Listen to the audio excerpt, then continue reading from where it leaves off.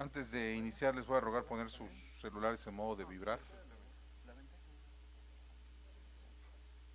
Bienvenidos a la Casa de la Cultura, ministro Eugenio Guerrero López. En esta ocasión vamos a tener una conferencia que se llama Protocolo de Preparación de Niños, Niñas y Adolescentes para Juicio. Esta va a ser impartida por el maestro Aurelio Israel Coronado Mares, de quien me voy a dar la oportunidad de leer una ciencia curricular de su trayectoria. Doctorante en Psicología por la Universidad de Baja California, maestro en Ciencias Forenses por la Universidad Autónoma de Aguascalientes, fundador de Ciencia Aplicada y miembro de Global Forensics Alliance. Actualmente es el presidente del Colegio Oficial de Psicólogos de Aguascalientes. Se desempeña como perito particular certificado por el Poder Judicial del Estado.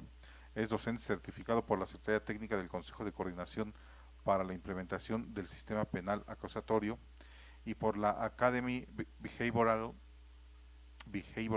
Profiling, así como disertante en la Suprema Corte de Justicia de la Nación. Es autor con Brent Turbey de Protocolos de Investigación Criminal. Participa activamente en acciones de divulgación científica como conferenciante en congresos nacionales e internacionales y ha sido consultor en el diseño y ejecución de programas sociales y comunitarios relacionados con la violencia, consumo responsable del alcohol, educación vial y construcción de ciudadanía. Vamos a recibir con un fuerte aplauso al maestro Aurelio Israel Coronado Mares. Muchas gracias. Hola, bienvenido y gracias por aceptar. Gracias, no, gracias por la invitación. Como siempre, a la Casa de la Cultura Jurídica, a su dirección y a todas las personas que laboran acá. Me da mucho gusto estar con ustedes y hablarles sobre, en particular, las condiciones que están alrededor y las implicaciones que hay sobre la participación de niños, niñas y adolescentes en juicios. El protocolo que hemos desarrollado, les voy a presentar algunas de las partes, que está a punto de publicarse, tiene que ver con cómo se le prepara al niño para juicio, que esta es una de las actividades. Habría que, y ahorita vamos a hacer estas distinciones entre la preparación y la valoración del niño para su participación, para los ajustes y para lo que le denominaremos ajustes razonables. En concreto, de lo que vamos a estar dialogando es acerca de estas nuevas medidas que están creciendo, como ustedes saben, con el nuevo sistema, con respecto al debido proceso, con respecto a las técnicas adecuadas, y quisiera también dialogar con ustedes sobre las implicaciones en la investigación criminal. Es decir, son como dos grandes áreas. Una es la que tiene que ver con lo que sucede para poder que nosotros, digamos, preservemos los derechos de los niños, que disminuyamos el estrés lo más que se pueda, la ansiedad, y lo otro, las implicaciones ya en el litigio con respecto a la participación de los niños, en cuanto a periciales, por ejemplo, las implicaciones que hay en cuanto a su testimonio.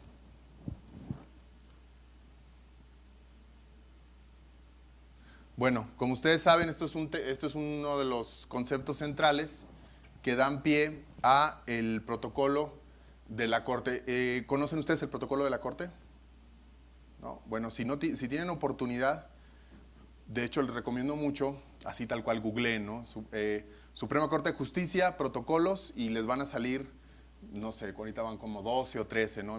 Mañana vamos a hablar, por ejemplo, el de pueblos originarios. Vamos a estar discutiendo junto con mi compañero que es antropólogo los temas de las implicaciones, muchas gracias, sobre también esto. Este es otro tema también que es muy importante. Recuerden que algo que se vuelve fundamental, y creo que vale la pena que lo platiquemos un poco, es el uso de protocolos por los operadores. Yo trabajo particularmente en el tema de la investigación criminal y en el tema de la participación como testigo experto en los juicios orales. Vale la pena que hablemos sobre cómo se ha discutido en los contrainterrogatorios sobre los protocolos, como para que nos demos una idea.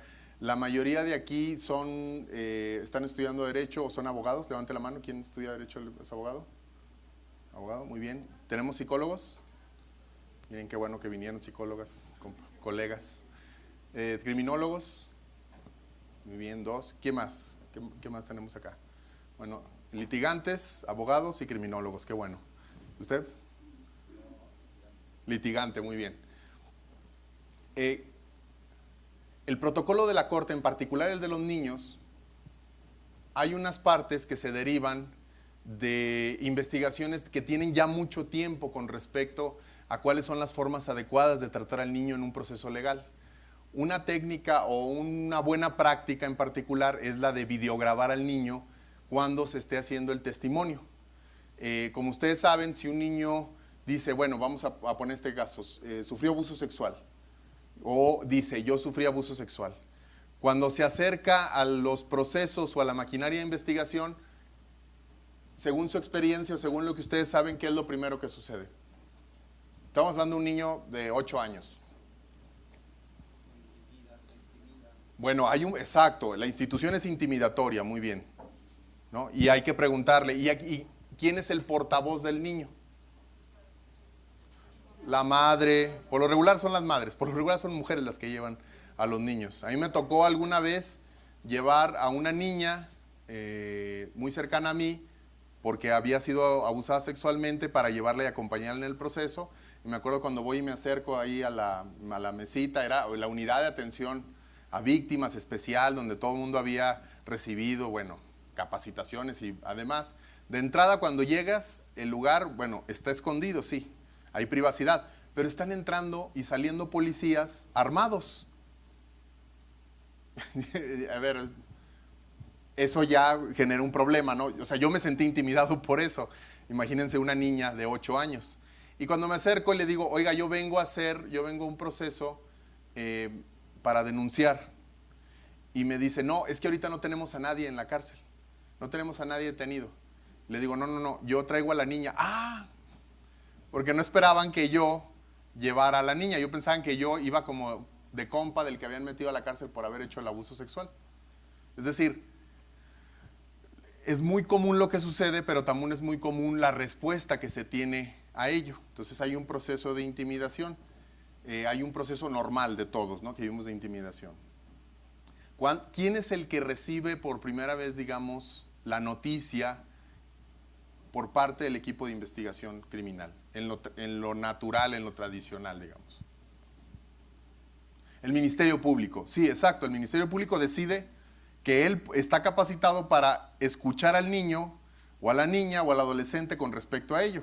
Esto es un primer problema importante, porque aquí es donde empecemos a hacer estas dos que siempre voy a estar mencionando. Una es las condiciones que se requieren para que el niño no sienta todo eso, que son sus derechos, y la segunda es el testimonio como prueba que puede ser más utilizada, más adelante en un juicio. La manera en cómo le preguntamos al niño, la manera en cómo hablamos con él, la manera en cómo hacemos preguntas, hay un peligro de contaminación de su relato. Este peligro pues puede ser utilizado como parte de la estrategia de la defensa. ¿Quién lo entrevistó por primera vez? Por eso, y por eso estoy empezando con este ejemplo, para que entendamos un poco por qué son importantes los protocolos, se pide desde hace mucho que se videograbe a los niños. Es decir, que esta primera instancia, de manera ideal, la debería hacer un profesional, digamos, en la conducta, una psicóloga, un psicólogo, que esté entrenado particularmente en evaluar al niño y en recoger el testimonio de manera adecuada. Es decir, no una cosa es evaluar al niño como para ver si tiene daños o otras cosas, y otra cosa es recoger el testimonio. Entonces aquí se dice, vamos a recogerlo y vamos a videograbarlo. Se videograba otra vez para las otras dos cosas que siempre vamos a estar diciendo. Una, porque si lo videograbamos, nos ayuda a que se evite la repetición de testimonio, porque luego lo entrevista el Ministerio Público. ¿Quién más lo entrevista? A veces la policía ministerial, pues no debería ser, la psicóloga, el médico legista, ¿quién más? La trabajadora social, la familia, el juez, y luego dice de la defensa, bueno, pues yo también quiero meter al mío, y entonces va. Es decir, esto tiene efectos ya muy estudiados con respecto a lo que hace en cuanto al cómo el niño está entendiendo el fenómeno en sí, y en cuanto a la validez del testimonio como una prueba durante el juicio. Entonces, por muchas razones, grabar es importante. Esto se incluye en el modelo, por ejemplo, que hace la ONU con respecto a cómo se pueden hacer leyes para proteger a los niños cuando participen en juicios o participen en cualquier proceso legal, y también se incluye, por ejemplo, Chile es uno de los más adelantados de nuestros países, en donde ya lo han impuesto en la ley. O sea, En la ley está que se tiene que hacer de esa manera, ese procedimiento en particular, no lo deja a criterio.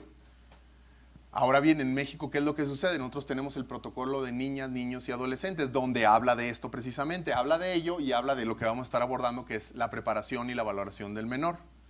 Pero como ustedes saben, pregunta para todos, los protocolos estos de la Corte, en particular el de niños, niños y adolescentes, ¿es vinculante? No, no es vinculante. ¿Eso qué significa? Digo, para los que son abogados y los que son, que los abogados le expliquen a los psicólogos, ¿qué no es vinculante? ¿Qué es que no es vinculante, perdón? Que no es obligatorio que se lleve a cabo. Que no, exacto, no está en la ley, pues. O sea, un protocolo es como una serie de guías y normas y de referencias de buenas prácticas para los que están participando. Ahora bien, llévelo a un juicio. Tiene usted a un psicólogo o una psicóloga en el estrado. Y entonces, como ha sucedido, lo que hacemos es preguntarles, oiga, ¿usted videograbó?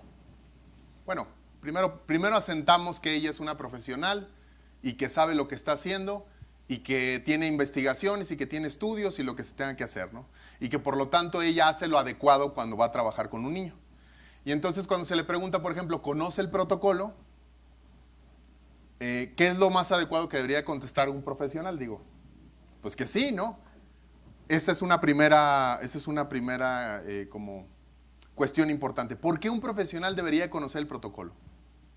¿Cuál es la lógica o cuál es el razonamiento para la cual es importante que entendamos que un profesional debe conocer el protocolo de la Corte?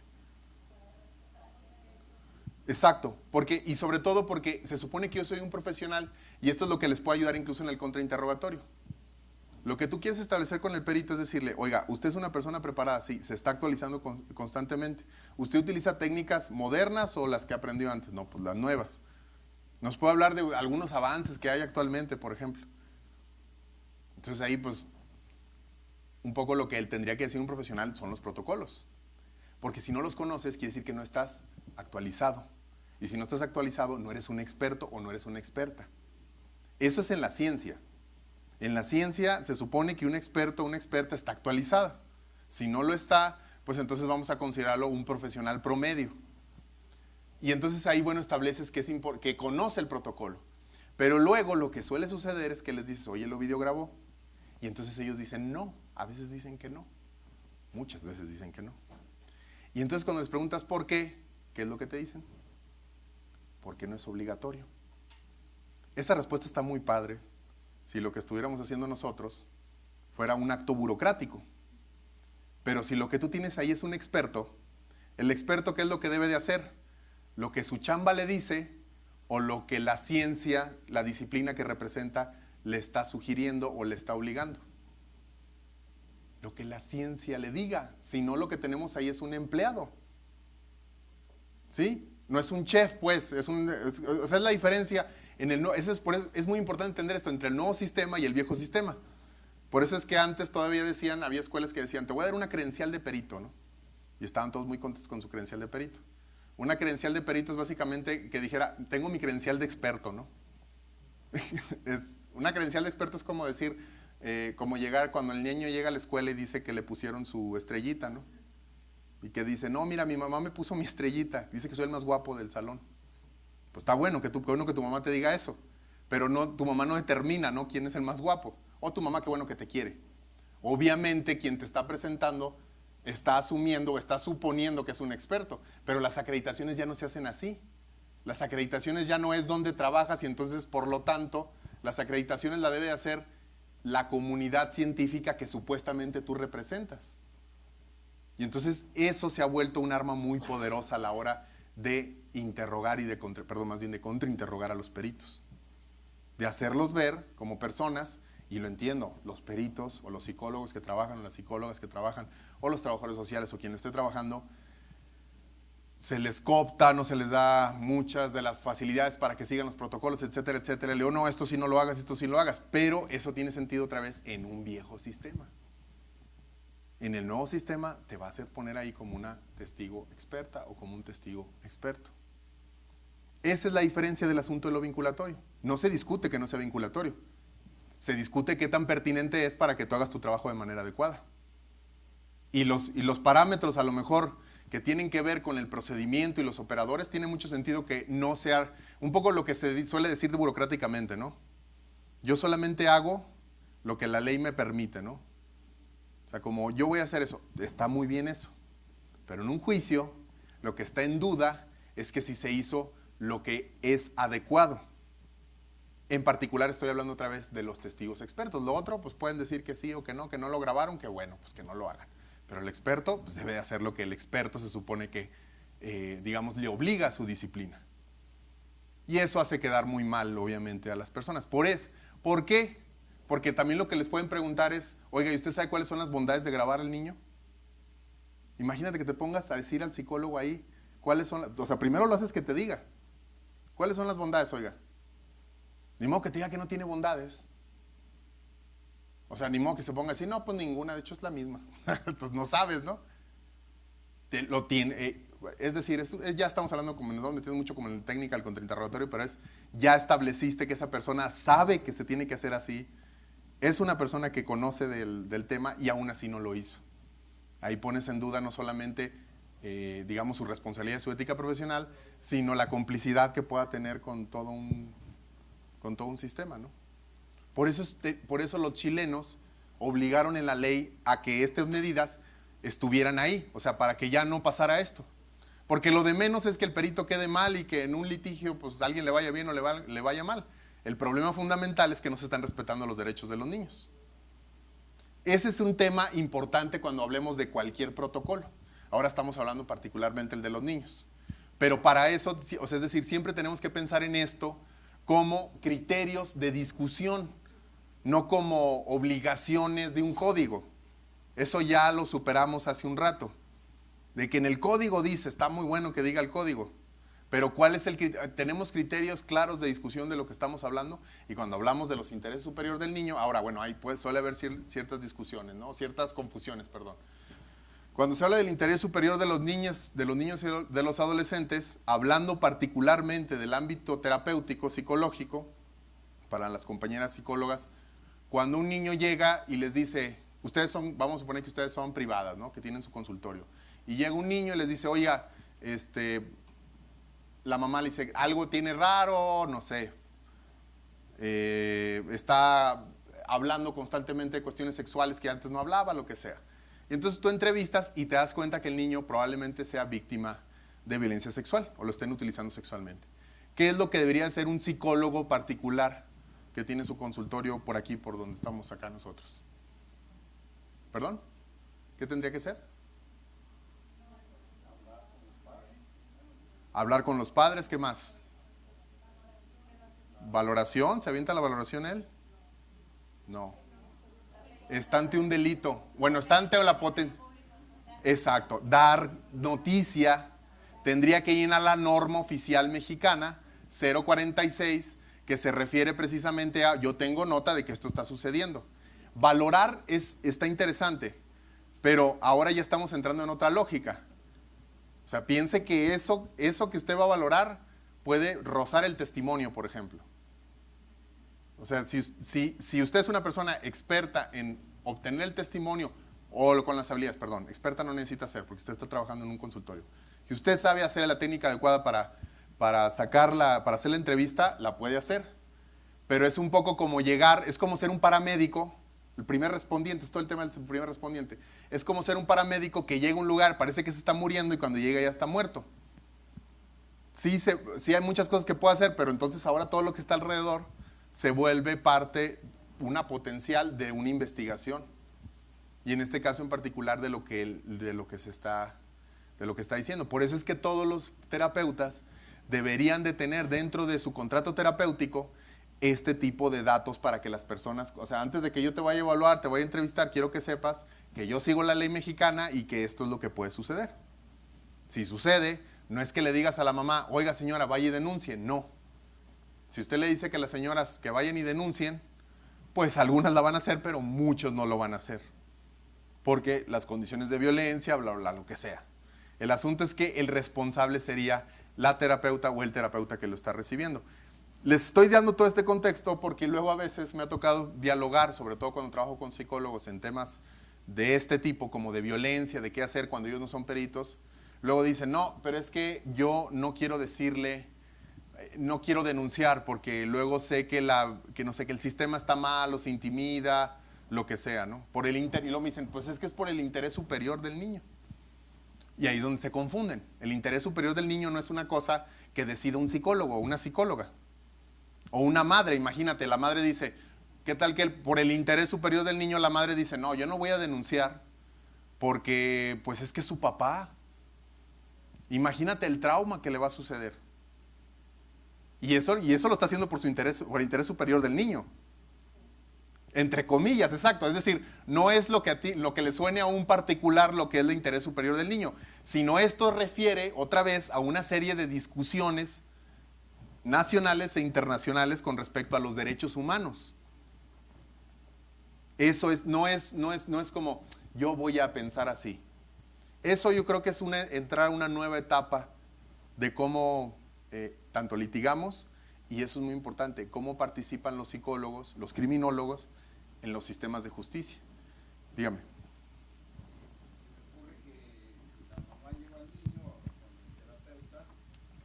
Espérame, va el micrófono para que lo escuchen los de atrás. Qué amable. Decía, se me ocurre que la mamá lleva al terapeuta o el papá, o la abuela muchas veces, y pues el terapeuta no está listo para videograbar, y si lo hiciera, si lo hiciera, tendría que ser con el consentimiento del papá o de quien lo lleve. Claro. Porque si no estaría violentando el derecho humano del menor, o ¿verdad? Al no cuestionar o al no avisar que se va a videograbar esa entrevista. Entonces, me cabe la duda, ¿cuándo es cuando el protocolo dice que hay que videograbar al niño? Bien, buena pregunta. Videograbar sería ya en la investigación criminal, o sea, ya cuando, aquí estábamos hablando del primer respondiente, que él no sabía que era primer respondiente, le tocó, y luego ya cuando entra la investigación criminal, de hecho lo adecuado, digamos, la buena práctica, lo que se quiere lograr, que estamos todavía un poco lejos de eso, es que en lugar de que el Ministerio Público, con todo el entrenamiento que tenga, puede ser bueno, puede ser malo, puede ser lo que sea, mejor que lo haga un profesional y que el Ministerio Público esté presente, en lugar de lo que se ha sucedido, que lo que pasa es que ponen al psicólogo o a la psicóloga como para que esté ahí viendo si algo malo no está pasando. ¿No? Es como poner, digo, lo voy a exagerar, pero es como poner a un doctor a que esté viendo mientras otro opera, ¿no? Tú, como doctor, vas a estar viendo que yo no la riegue, pues ¿por qué no mejor opera él?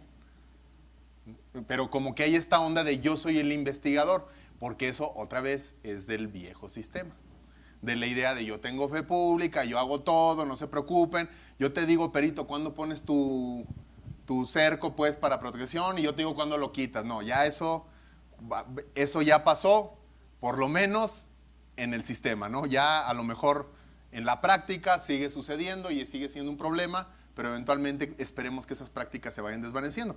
Efectivamente, y ahí introduce el compañero un elemento que es muy importante, el asunto de la participación voluntaria de los niños y de las niñas en los procesos legales, sobre todo cuando son víctimas y testigos. Y eso va a ser algo que nos va a ir acompañando a lo largo de lo que vamos a discutir. No se nos olvide el contexto en el que vivimos, se los comento muy rápido y seguramente ustedes ya lo saben. Dentro de los países de la OCDE somos el país que tiene la tasa más alta de violencia con personas menores de 15 años. ¿Qué me refiero a violencia? ¿Qué tipo de violencia me refiero? Sexual, explotación laboral, explotación sexual. Acá apenas salió Nassif, ¿se acuerdan? Nassif le acaban de dar, ¿cuándo le dieron? Como 90 años por fin, ¿no? Después de tantos años con todo este caso que Lidia Cacho denunció, etcétera, etcétera. México es uno de los que se consideran por la Interpol como paraísos para el turismo sexual infantil. En México, todavía en ciertos lugares cerca del Estado de México, un poco hacia el sur, en Oaxaca, hay matrimonios con niñas y con niños. Todavía existe esto. Compra y venta de niños, pues. En los lugares un poco más como hacia el centro, existe muchísimo maltrato infantil y abuso sexual. En el Bajío tenemos un problema muy severo de abuso sexual. Y que es muy extraño, porque cuando ves los datos de abuso sexual estamos muy altos, cuando vemos los problemas de suicidio, estamos muy altos. Ustedes iniciaron un programa muy importante, muy interesante hace unos 4 o 5 años. Ustedes tenían las tasas de suicidios más altas en el país y iniciaron básicamente lo que siguieron es hacer lo lógico, que es seguir las recomendaciones de la ONU, y han ido reduciendo hasta llegar a lo normal, digamos, lo que se espera de Latinoamérica. En muchos lados en el Bajío estamos muy altos, pero luego cuando hablamos de violaciones, ahí sí ya no se sabe bien, ya no se habla de ese dato. De repente ya hay años en que no hay violaciones. No hubo violaciones, o sea, sí hay abuso sexual y no hay violación. Hay suicidios, hay abuso sexual, hay trata de personas, hay desaparecidos, pero no hay violaciones.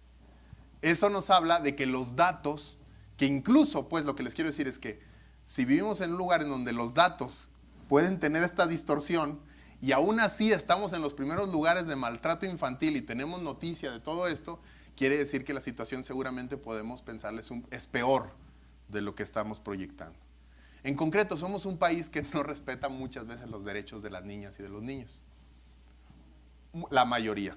Y es por un asunto, puede ser cultural, es un asunto también estructural y puede ser un asunto también básico como educación.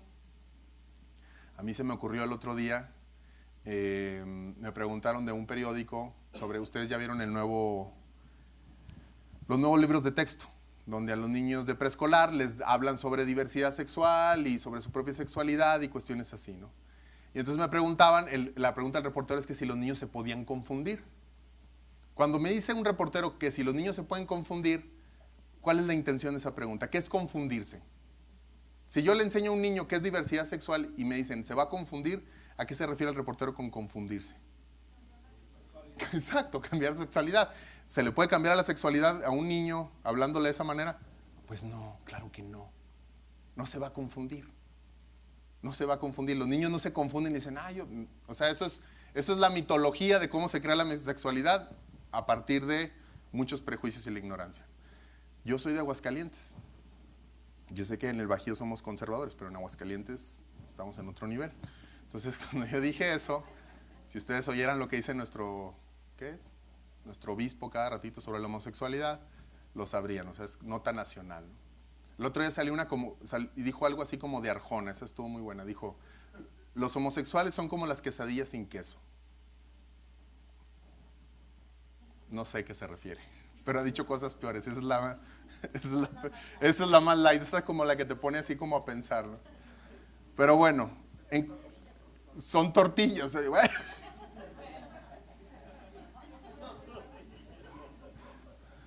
Tufar. Bueno, dije eso y hubo una liga de padres que me denunció que porque yo quería que sus hijos se hicieran homosexuales y no sé qué cosa, ¿no? Y sigue como el proceso, ¿no? Porque esta onda, y esto es importante, es un poco lo que les quiero decir de como en dónde se inserta todo este diálogo sobre los derechos de los niños. La mayoría, porque recibí así, donde pusieron en el periódico la nota, así como 200 comentarios, la mayoría eran como de, son nuestros hijos y nosotros sabremos cómo los educamos. Nadie nos va a decir cómo educarnos, nadie les va a decir cómo educarlos, ¿no? Es decir, es una cultura donde los niños son pues suyos.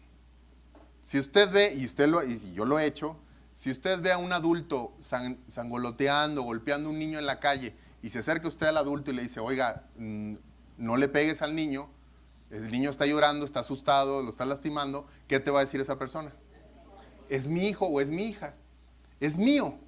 Tú qué sabrás, yo lo mantengo y todo eso, ¿no? Como si fuera su carro, yo lo estoy manejando mal en primera, ¿no? Como si estuvieran haciendo eso, ¿no? Pues no es un carro, es una persona. Y el asunto es que muchas situaciones, las culturas que suelen ser un poco como la nuestra muchas de las veces, tienden a utilizar tienden a convertir temas privados en públicos y públicos en privados. Los derechos son temas públicos. O sea, no solamente estamos tratando de preservar los derechos de un individuo en particular, sino estamos teniendo una discusión pública acerca de los alcances y las limitaciones del poder en nuestra sociedad. No es nada más así. Por eso la violencia es un tema público, no es un tema privado. Por eso no sé, un ejemplo, si llega una pareja que están sufriendo violencia, no sé, que el hombre le está pegando, No les vas a dar terapia. No se arregla con terapia. Es un asunto público eso que está sucediendo ahí. No es como, no, ustedes déjenos, ¿no? Bueno, órale pues, los dejamos, pero eso que está sucediendo es público y se tiene que atender de manera pública porque las constantes en los países como los nuestros es todo esto. Y precisamente eventualmente nos damos cuenta que nuestra cultura promueve, genera impunidad con respecto a ese tipo de violencia. Entonces, cuando hablamos de niños, niñas y adolescentes en México, primero tendríamos que admitir nuestra realidad. O sea que por default no hacemos bien las cosas con los niños, eso es lo que les quiero decir. Y eso es muy importante. Si no tenemos protocolos, si no tenemos procedimientos, pues nos va a salir lo que sabemos hacer. Yo recuerdo mucho, en algún tiempo yo di clase en la universidad a licenciatura en psicología, y me acuerdo que un experimento que siempre hacíamos cuando hablábamos de psicología de desarrollo era preguntarles a los a los adultos jóvenes que están en la universidad, quienes pensaban, los que no tenían hijos, que cuando tuvieran niños, ellos nunca les iban a pegar. Entonces la mayoría de los jóvenes decían, yo nunca le voy a pegar a mi hijo. Y entonces, y ahora hago el experimento aquí, les pregunto, ¿a quién de ustedes nunca le pegaron sus papás? Levante la mano. Nunca. Nunca.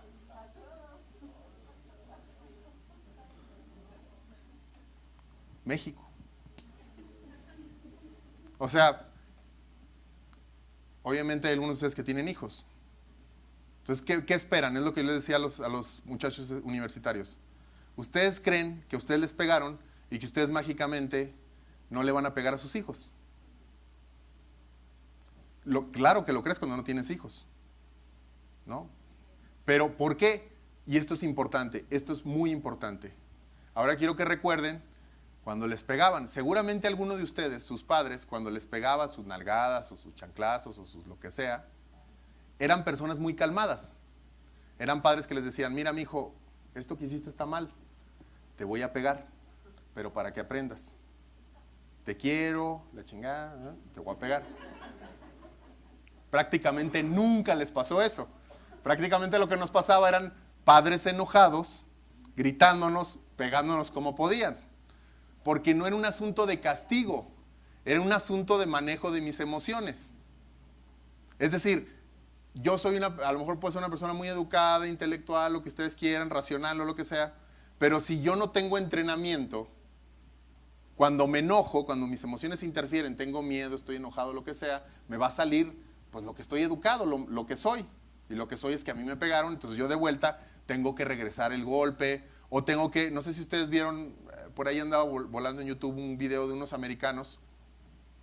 Hay un psicólogo que se llama Dr. Phil.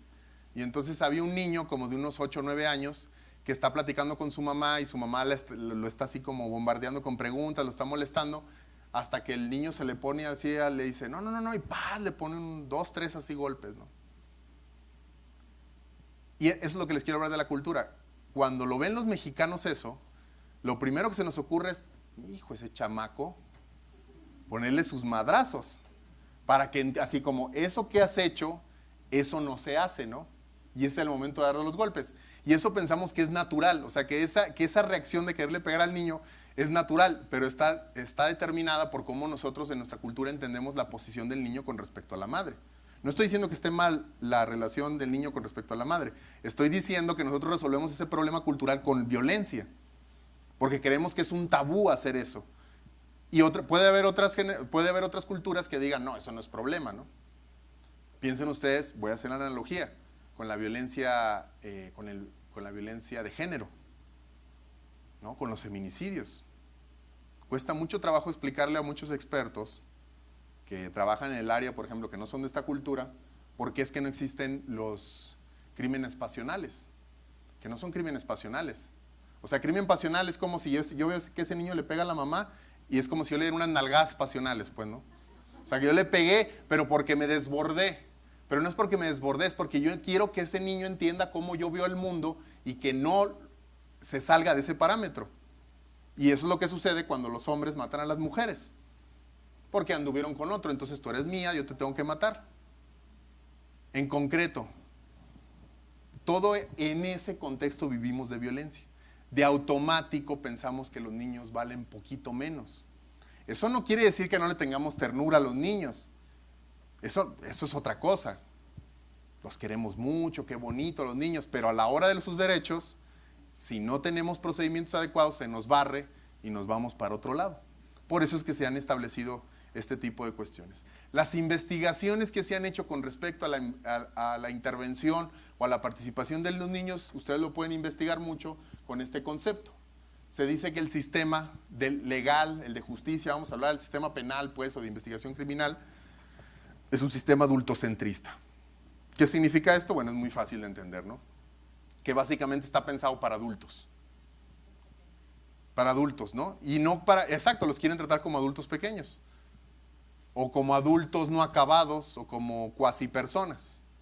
Mañana hablaremos, por ejemplo, de otro protocolo, que es el de pueblos originarios, y nos daremos cuenta que no solamente el sistema es adultocentrista, sino también es colonialista y otro tipo de cuestiones. O sea, está pensado para personas, el sistema está pensado para hombres heterosexuales, occidentales, para eso está. No está pensado ni para mujeres, ni para transexuales, ni para indígenas, ni para niños. Ese es un poco lo que se ha estudiado. ¿Por qué? ¿Cómo sabemos esto? Bueno, pues por las tasas de condenas que hay, por la forma y los procedimientos, por el lenguaje que se utiliza para hacerlo. En concreto, un niño no podría estar ahí. ¿Cuánto tiempo se tarda una audiencia? Promedio. Dependiendo, o sea, para que empiece la audiencia de entrada, ¿no? 2 horas vamos a ponerle. O sea, y eso que ya tenemos citas. Ahora usted piense un niño en esa situación. ¿Qué es lo que está pasando? ¿Qué es lo que está viviendo? ¿Qué es lo que está sintiendo? Ahora piense las instalaciones. Ahora muchas instalaciones han estado cambiando. Ya de pronto ves como tienen área especial para niños, algunos. Algunas áreas, y fíjense, esto se los comento con respecto a la preparación. Luego se piensan en las áreas como niños, como si fueran preescolares. Y no es eso. O sea, no se trata de que el niño esté como... No es como cuando vas a un hotel todo incluido y que hay un área para niños para que el niño esté entretenido, ¿no? Y que hay juegos y juguetes y no sé qué. O sea, más bien es un área que los muebles, ¿no? Que la privacidad sea adecuada y que a lo mejor haya monitoreo para que pueda haber actividades. Puede ser dibujar, puede ser lo que sea, pero no necesariamente juguetes. Porque los juguetes nosotros lo entendemos como una herramienta para entretener al niño, pero en realidad para el niño es algo muy relevante porque cada juguete implica una forma del niño de establecer una actividad psicológica. O sea, la actividad principal del niño es jugar. Porque con el juego es que va desarrollando las habilidades y las funciones psicológicas que le van a ir sirviendo para desarrollarse. Y entonces lo que estamos proponiéndole al niño es una actividad, no nada más es entretenimiento. Ese es el tema de los espacios, por ejemplo, por decir algo, que estamos hablando como diferentes cuestiones. Sobre el tema en particular de las instalaciones. Debe de haber, hay cuestiones básicas como de alimentación también. Les platico un caso, unos niños, llega una mujer, es un caso real, una mujer, entran a su casa, su vecino le va a pedir no sé qué y acaba violándola, ¿no? La golpea, la viola, la maltrata, el otro se escapa, corre, se va, llega el esposo, la encuentra así, le platica lo que le sucedió para que vayan a hacer algo y el esposo la golpea del coraje, de lo idiota que es o de lo que sea, ¿no? Y luego de pronto como que, bueno, recapacita o lo que sea y la lleva así como está golpeada a hacer la denuncia. Pero obviamente tienen niños y se los llevan. Es que piensen todo este escenario. Llega la señora, llega el señor, llegan los niños. Niños, estamos hablando un niño de 4, un niño de 6 y creo que va otra niña como de 10. Ahí van todos, pues, en un carro, porque no hay con quién dejar a los niños.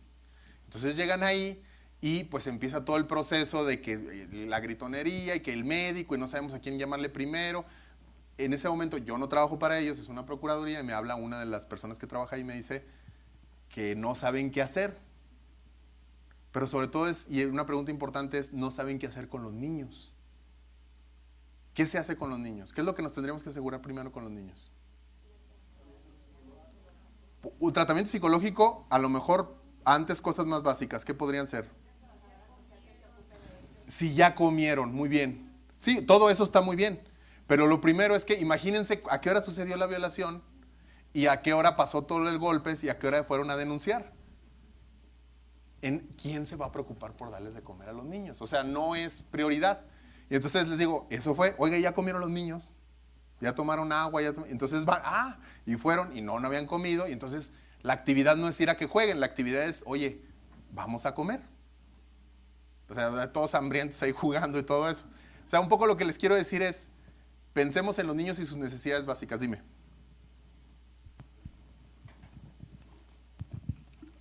Bueno, una pregunta que se me vino en este sentido, respetando el derecho de los niños.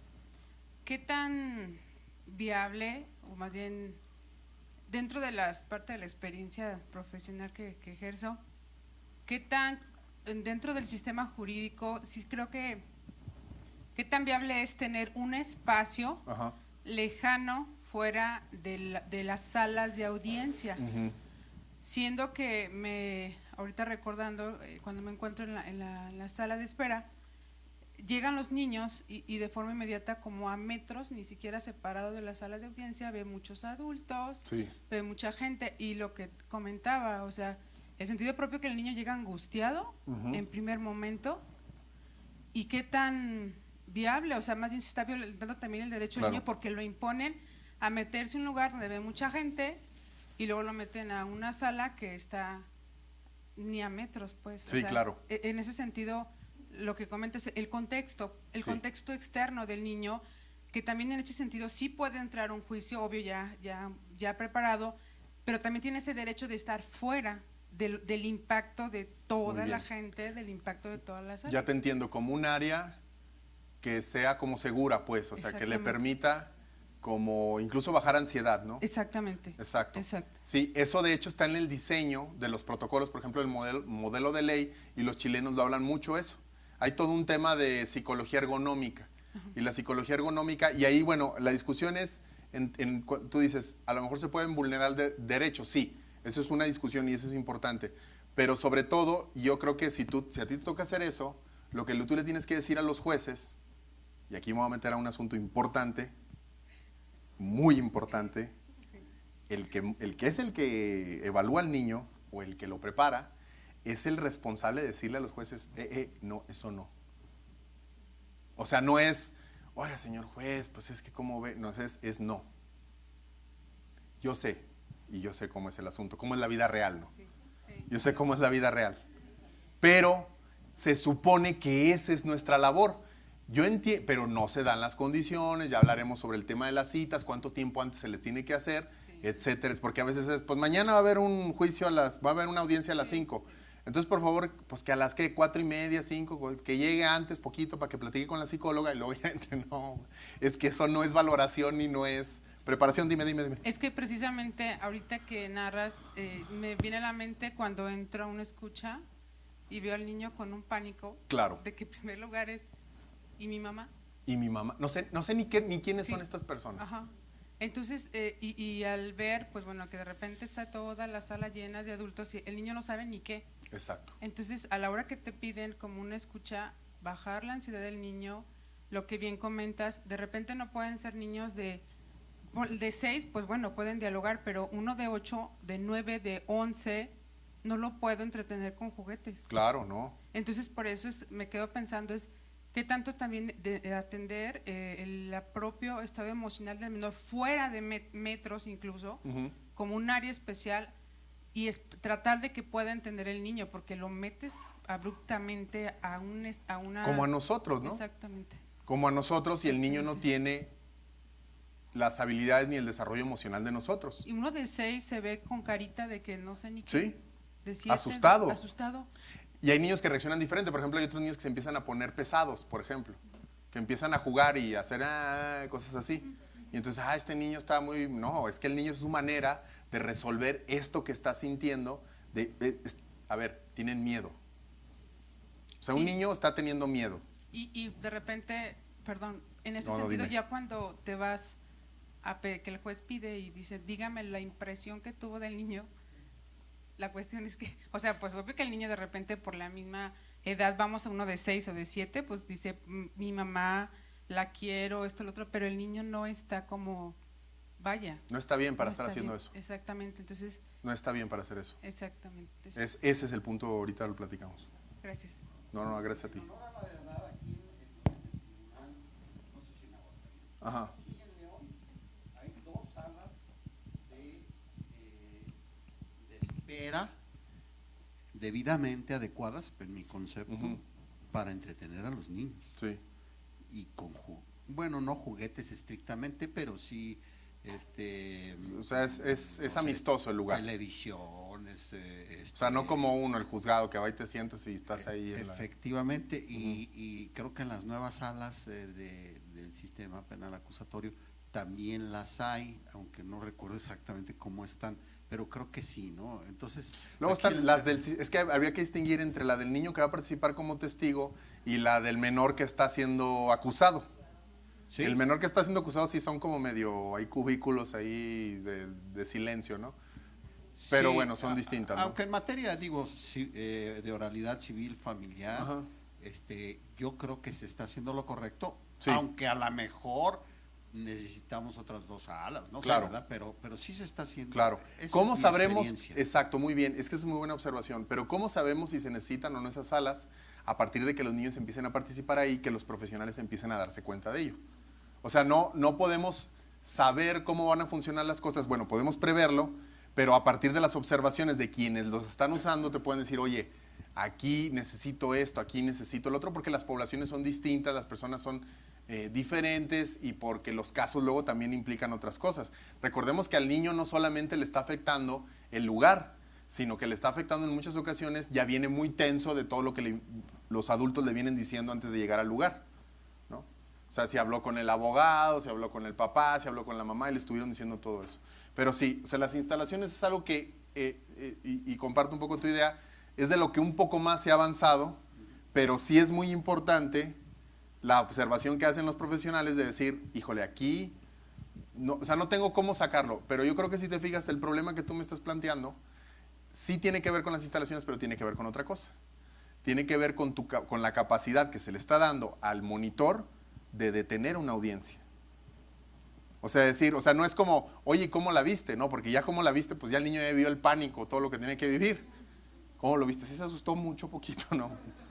No, es más bien, oiga, necesitamos un receso porque necesito sacar al niño y ver cómo está y asegurarme de que el niño está de manera voluntaria ahí.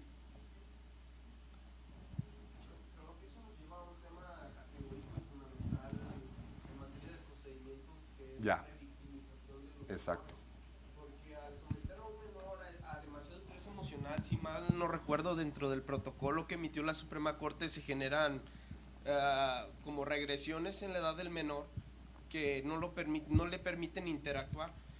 No me suscribo mucho a la opinión del licenciado, porque si bien es cierto, se tienen cuartitos arreglados y para una ideología adultocentrista que cumple con los colores y todo eso, pues para un adulto lo es, pero para un menor el hecho de que vaya en camino y se detenga frente a un edificio para un adulto y lo ingresen y haya un mundo de adultos y después le dicen al menor, ¿sabes qué, niñito? Ven, métete a ese cubículo donde hay jueguitos y ahí quédate un rato.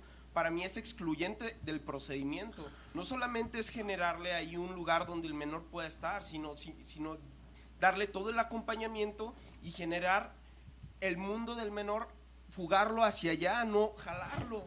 Qué interesante tu concepto. Es el punto de verdaderamente la inclusión del menor a los procedimientos judiciales. Sí. O sea, ir nosotros al mundo de los menores, no jalarlo. Sí. Eso genera digresiones mentales en los menores. Está, bueno, es lo que yo opino. Está muy interesante ese concepto que dices. O sea, el tema aquí es, bueno, son varios.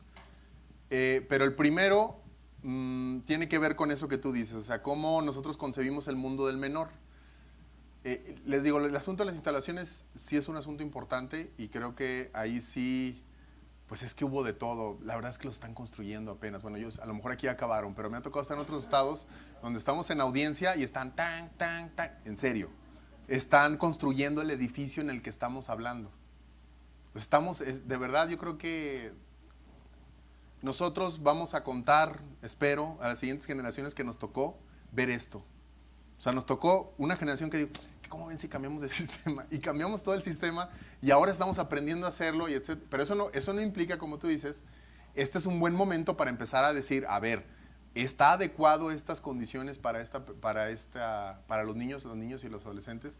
Eso que tú dices del niño estando en estrés, vamos a quitarle, podríamos llamarle regresión, pero más bien es una metáfora. No es que se regresen, sino más bien es una forma en la que todos, y hace ratito yo lo decía, cuando estamos alterados emocionalmente, tenemos a tener conductas mucho más primitivas, más primarias, que son, o sea, si yo estoy asustado no es a ver qué tengo que decir para que este juicio funcione, es a ver qué tengo que hacer para que esto se acabe.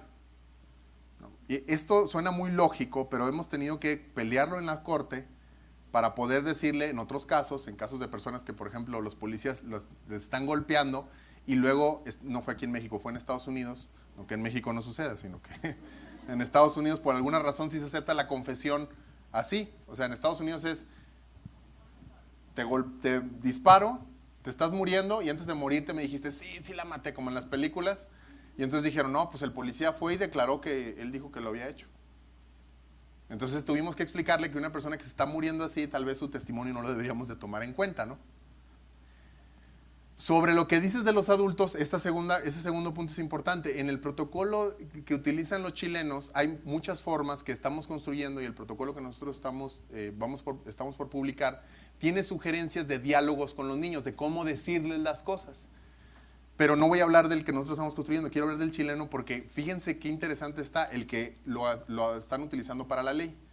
Vienen como diferentes formas en las que le explican a un niño qué es un ministerio público, qué es justicia, qué es un juzgado. Lo que me llamó mucho la atención es cuando le explican al niño qué es un juzgado. Fíjense, voy a tratar de decir un poco el diálogo, ¿no?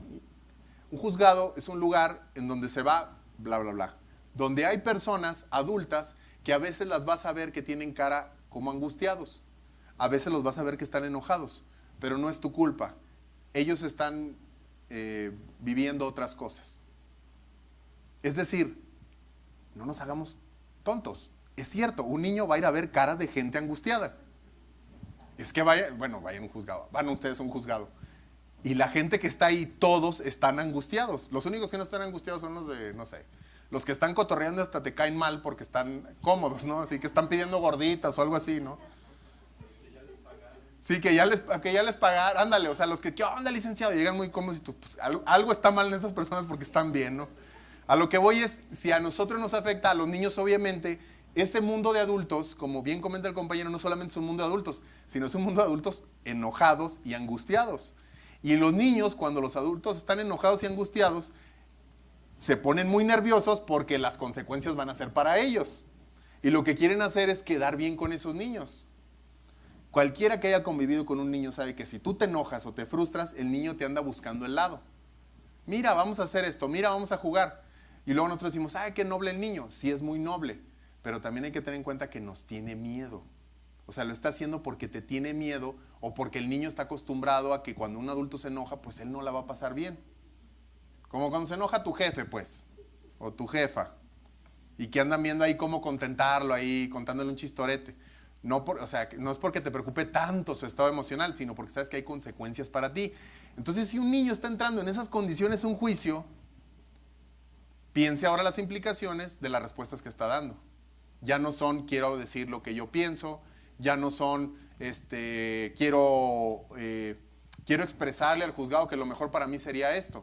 Ya es a ver cómo le hago para que estas personas no estén mal, no se estén peleando. Exacto, muy bien. Porque es lo que están pensando, se están peleando. Y es cierto, se están peleando. ¿Iba a comentar algo? Perdón. Los procedimientos entonces tendrían que estar llenos de eso, ¿no? De los protocolos.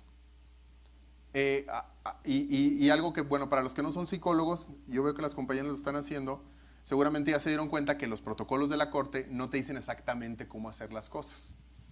O sea, no hay como documentos que te digan, no, usted que va a ser psicólogo, usted que va a ser trabajador social, usted que va a hacer esto, ¿cómo le voy a explicar al niño? Porque todavía no estamos en ese lugar. Por eso les digo, y ahorita les voy a mostrar algunos ejemplos de lo que se está haciendo con el manual que nosotros estamos construyendo. Pero es que apenas estamos ahí. se tiene que hacer primero, o sea, cuál es el modelo de ley de la ONU. Luego el modelo de ley se deriva de muchas cosas y uno de ellos es el protocolo de la Corte. Y ya el protocolo de la Corte nos toca a las diferentes, digamos, instancias que participan, las diferentes disciplinas, hacer protocolos, pero que estén acorde a estos otros. O sea, no es como, yo con mi experiencia clínica de niños voy a decir que lo mejor es hacer esto. Ese es un error común, que luego a la hora de los procedimientos, las capacitaciones incluso no son forenses, pues. O sea, no es como un psicólogo que trabaja con niños, entonces les va a ir a decir cómo es que, pues él ha trabajado la clínica con los niños. Pero un escenario clínico es muy distinto a un escenario de un juzgado, de un escenario donde se está haciendo una investigación. No necesariamente el clínico tiene en cuenta los derechos de los niños ni las implicaciones de la ruptura de ellos. Entonces, la capacitación suele ser muy deficiente. Prueba de ello es también parte de lo que nosotros estamos haciendo con parte del consejo nos dimos cuenta, uno de los datos que más nos llamó la atención, encuestamos a diferentes psicólogos que trabajan tanto en preparación de niños como en peritaje, estoy hablando nada más de psicólogos, no estoy hablando de otro profesionista. La mayoría de ellos, el 90%, no la mayoría, casi la totalidad, el 90% piensa que su preparación es insuficiente para hacer lo que está haciendo. 90%. Eso primero habla de dos cosas, de una honestidad, así muy importante, porque dice, oye, responsabilidad. Una persona que dice, oye, yo necesito más capacitación para esto que estoy haciendo, quiere decir que ve la diferencia entre lo que debería de ser y lo que está haciendo. Yo no sé, y esto no tengo idea, pero yo creo que si le preguntas a otros psicólogos de otras áreas, probablemente no te digan eso. Te van a decir, oye, tú que das terapia, ¿tú cómo te sientes de capacitado? Pues bien, ¿no? Porque es privado, porque cuando estás en la terapia pues están diciendo y si sale bien y sale mal y ya no pasa nada. Pero acá es público, acá todo el mundo nos estamos dando cuenta, estamos cambiando un sistema, bla, bla, bla. En concreto, habla de personas que quieren hacer las cosas bien, pero que se están dando cuenta de las carencias de un sistema que está cambiando. Hay dos formas de hablar. Y el compañero hablaba de una es la revictimización, que es correcto. O sea, una revictimización es, ha vivido un proceso victimal y luego se revictimiza porque luego sucede derivado de esto. Pero ya hay otros autores que están empezando a hablar de victimización secundaria. Un poco lo que quieren decir estos autores es, la victimización primaria es, no sé, la violencia que haya vivido el niño o la niña o que haya presenciado. Y la secundaria, se le llama secundaria porque se deriva de esta primera, que es de naturaleza distinta de la primera. La secundaria se va a referir entonces a cuando el niño entra al proceso judicial, ¿no? Por ejemplo, también se habla de que parte de la victimización secundaria podría ser la reacción de la familia a que el niño es víctima.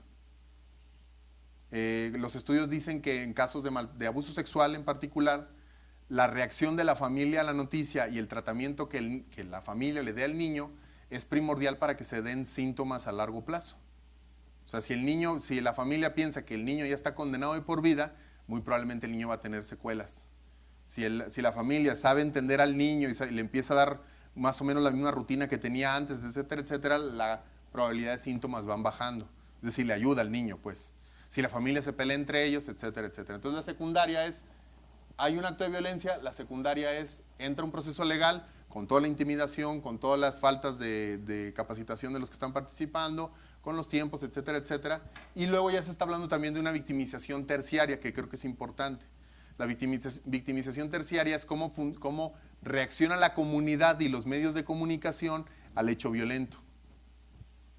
De donde vengo, ha habido muchas, y las pagan las multas, no sé por qué. O sea, los medios de comunicación dicen, cuando hubo un abuso sexual, ¿dónde vive el niño?